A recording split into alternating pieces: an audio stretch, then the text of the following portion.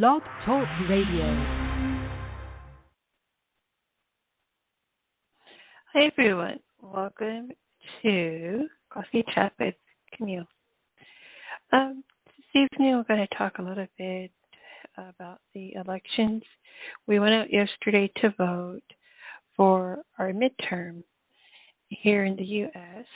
and I did want to discuss it just a tad bit. I am in fact a voter.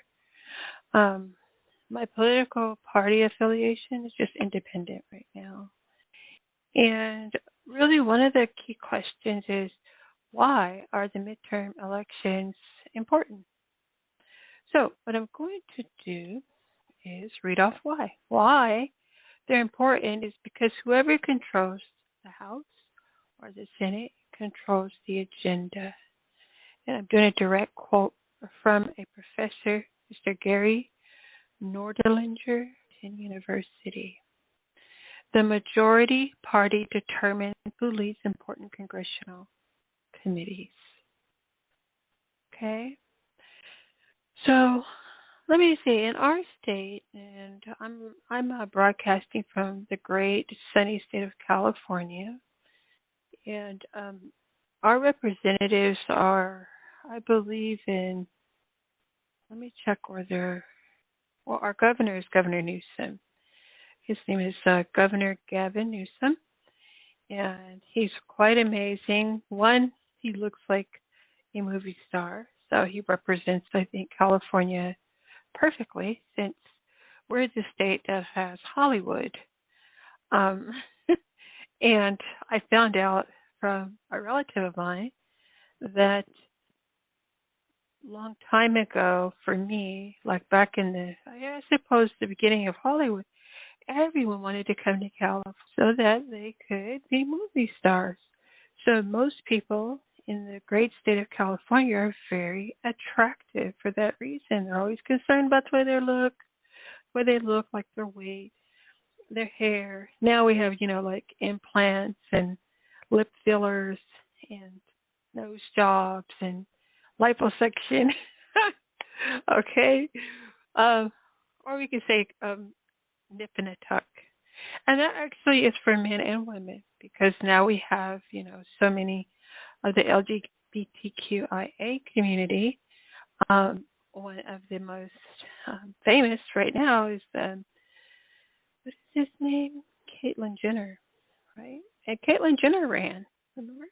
Caitlyn Jenner ran for an office. I can't remember, but I believe it was governor of California also. At any rate, let's go back on topic. I have to get back on topic here. So also the reason that the midterms are important. Well, actually, let's answer why is it also called midterms. The reason is, apart from the general elections and by-elections, midterm election refers to a type of election where the people can elect their representatives and other sub-national office holders, such as I mentioned, governors, ours, Governor Newsom, and members of your local council. We also have Representative Kevin McCarthy and Representative, I think, is David Valadio. I hope I said his name correctly. Okay, so let's see. There was like a really great historical record fact here that the party, this was one that I really enjoyed reading. It's in Wikipedia under United States midterm election. The party of the incumbent president tends to lose ground during midterm elections since World War II. The president party has lost an average of about 26 seats in the House and an average of 4 seats in the Senate. Okay, so right now, our president is President Biden. He is, in fact, a Democrat as well as a vice president, but our president is Democrat. So I'm sure that for him and a lot of officials really want to look at that balance of power, because when you don't have it, then we see very unfortunately now very disturbing things happening. Like, for example, our Supreme Court um, deciding against abortion rights for women. So that's pretty harsh stuff going on right now. If you ever also want to know where to find out what is our Congress actually doing, then please be sure to check out a website called congress.gov. And on this website, it tells you all of the current legislation and also the current activities. Okay, I have a very close friend who is a cancer survivor, and one of the causes that she advocates for is lymphedema. Lymphedema happens oftentimes after the cancer patient has radiation and chemotherapy. So they'll have like swollen limbs, for example, a very swollen arm, very swollen legs and feet. I always thought that was obesity, so I was educated by her that that is in fact a pretty severe condition, and it's known as lymphedema. So right now they have the Lymphedema Treatment Act to help survivors receive medical supplies for their condition. Okay, and that really needs to be done because insurance companies do not cover that right now. So if you ever want to know what's going on again in legislation, please go to congress.gov. If you're kind of like not familiar with our election process, then check out Wikipedia. Wikipedia is really our friend and wonderful information. Information, what do you call it? Like a big encyclopedia. Yes. Okay, so, let me read off some of the results. Okay, so our Governor Newsom was a landslide. He's our governor again. Yes. You hear a lot of criticism, but I don't know. I can't criticize anyone who is in politics because they have so much responsibility, and I don't know that I could handle all that. So I think everyone who is in the Congress and who is in government are quite brave and outstanding public servants, unless, of course, they become far too subjective as opposed to objective and objective for the people, right?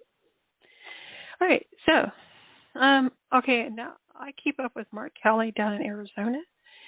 He's an astronaut, one, but two, his wife was also in the Congress, and her name is Gabby Gifford, and she is for gun control, and because she sadly was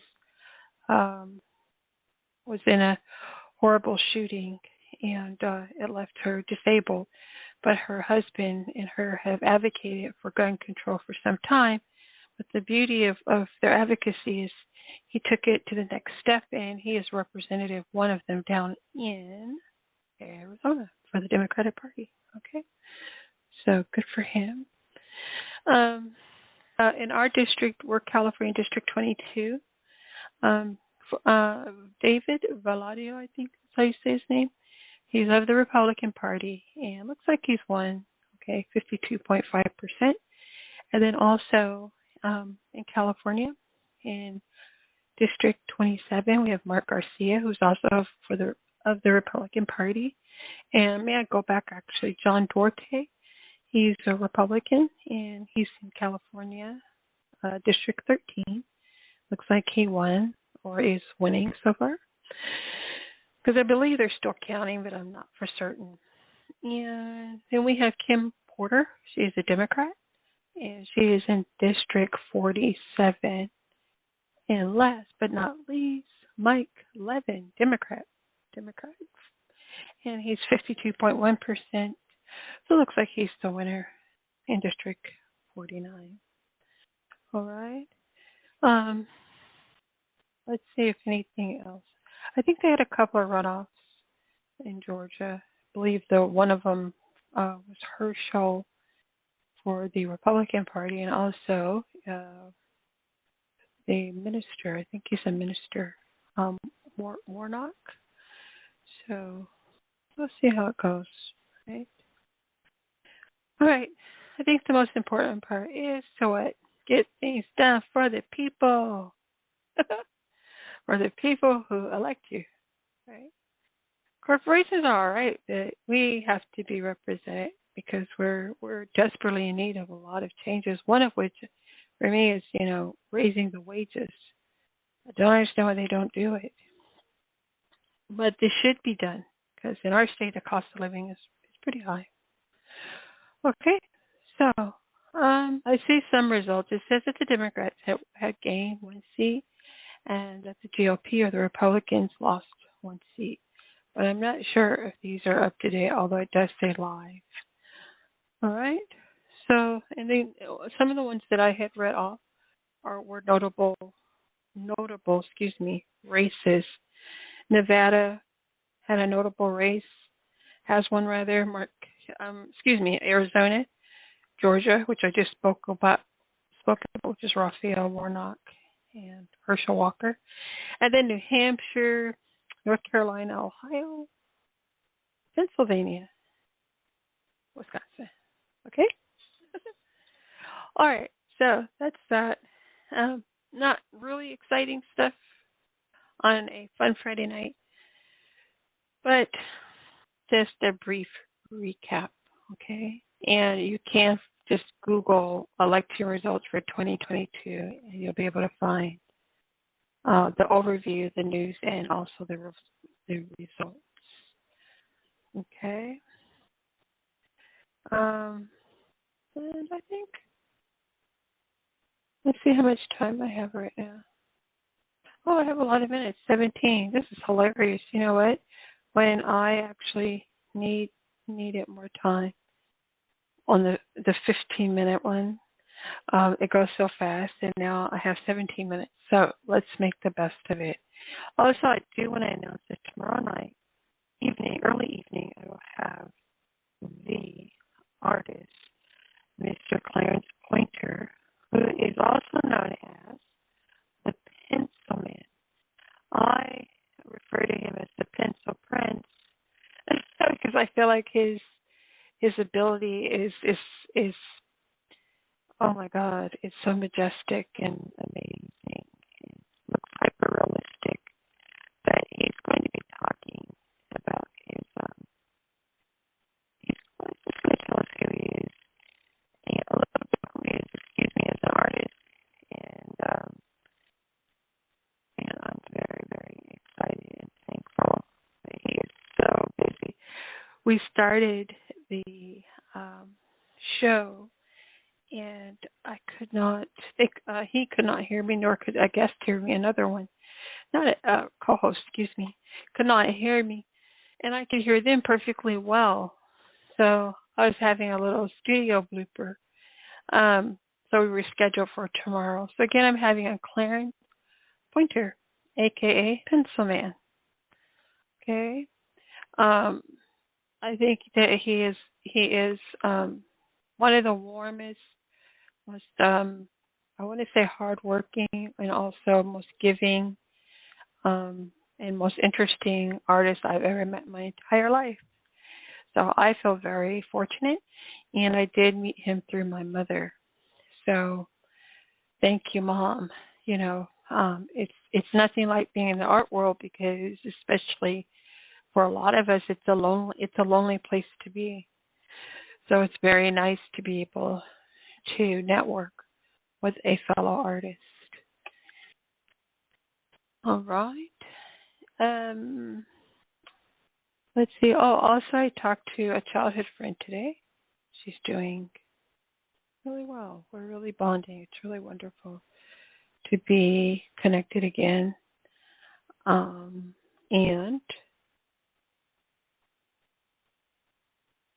everyone in my world is doing really good, and I'm very thankful for that. Okay, so here I will go into about the 2022 United States elections were a set of elections that were primarily held on November 8th. During the midterm election year, all 435 seats in the U.S. House of Representatives and 35 of the 100 seats in the U.S. Senate were contested. Did everyone know that? I didn't know that. Contested.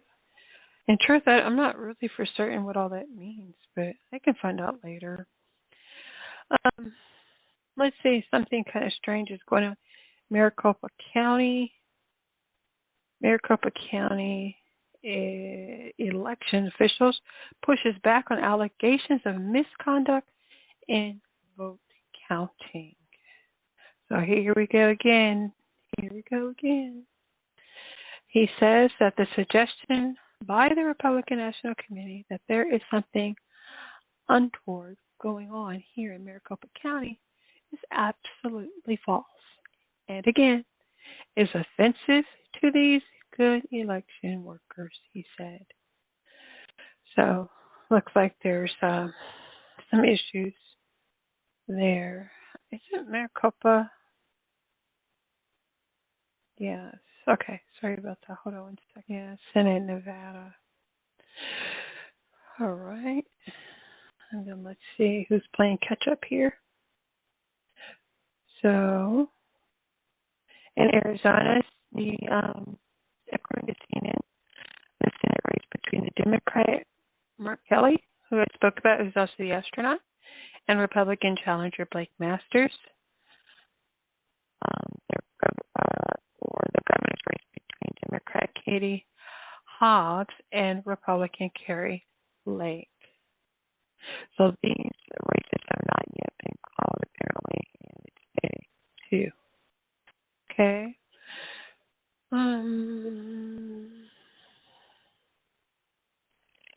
a lot of ballots counted in some of these states, so, good luck to all of them. Ours is usually pretty clean cut here in California because this state is overwhelmingly Democratic, and I believe it's always been that way. And New York is the same, but it has a lot of small Republican counties. And let's see what's going on. So the Senate hasn't made a projection in 2 of their seats, as I just stated, Arizona and Nevada. And then Georgia's Senate race is headed to a runoff. Okay. So Nevada and Arizona, they're still counting votes, looks like. And then on the East Coast, they're still counting there as well. So, yeah, making sure. I think this is a great thing, making sure that. Oh, by the way, they said, I apologize, here in California, there are also still many key congressional races that are uncalled, and also in Colorado. All right, so here we go. The results have raised new questions about the leader, Kevin McCarthy's path to the speakership, and added a new layer to a potentially looming 2024 feud between and Florida Governor DeSantis. Okay, so I don't get involved in all that kind of stuff with what's going on with the GOP or the Republicans, because there's always something going on these days. They really just have to stop being emotional, because it's getting really tiresome now, and start getting things done for the people. There's so many of us that have needs, lower bills, lower rents, no homelessness. There should be no American citizen bodies on the street. That's ridiculous. Veterans, up and down our coast of California, we have incredible homelessness, and it's so easy to become homeless here because everything's so expensive. People are contentious family-wise with each other. They think it's cool to treat their relatives in any kind of way instead of helping them get what they need. And so we really have to just start looking out for one another a lot better. A lot of people complain about migrants, but to their credit, they always stick together. You never see migrants throwing their families out on the street, but Americans, they love to do it. They really got to stop it and start really looking out again for each other as best as they can, right? And it's hard to like work and fight at the same time, isn't it? That's hard. It's hard to work and then try to fight for change. And I think we're just really at a crossroad in our country in general. So we all have been voting, and not a whole lot changes, and it should be changing. Okay. So anyway, let me see where I'm at on time. I want to thank everyone for listening to me. Again, I have Mr. Clarence Pointer coming on, and I'm trying to still book some other really great guests. Oh, I apologize. Tomorrow I also have my doctor's coming on. She is so amazing. She reached out to me, and I think we're going to talk about, how do you say it? Not sexual relations, but more or less like our sexuality and ageism. So we have, this wonderful doctor come out. I'm so sorry. I should have mentioned it. She'll be on in the morning, and I'm really looking forward to her as well. Okay, and then I think every Saturday, it looks like, I know, just about every Saturday, some Sundays, I'm going to have guests on the show. Hey, from a little bit of everywhere, entertainment, to medicine, to art, comedy. I love all creatives. But let me see what I have for tomorrow. I think I do. Because sometimes people, they're not able to make it, which is okay. So all I do is reschedule it.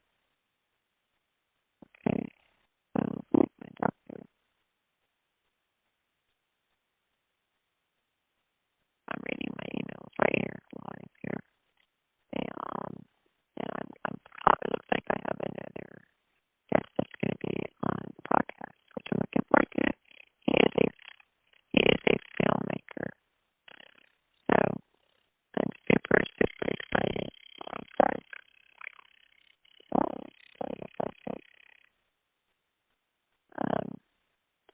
I'm going to have on Randall Frank next weekend.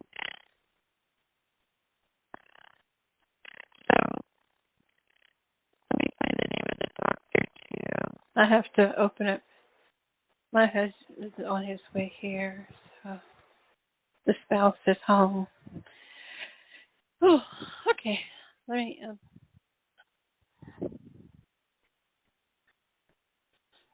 Excuse me. Let me go ahead and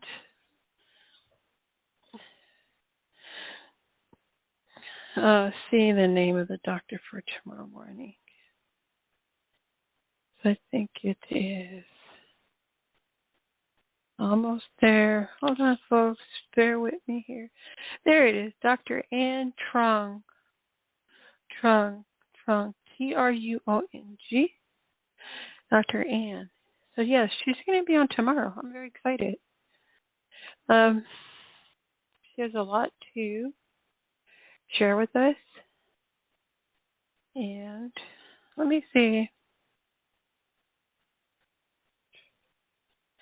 Because my time is moving as usual. Yes, there we go. Yeah, she's going to speak on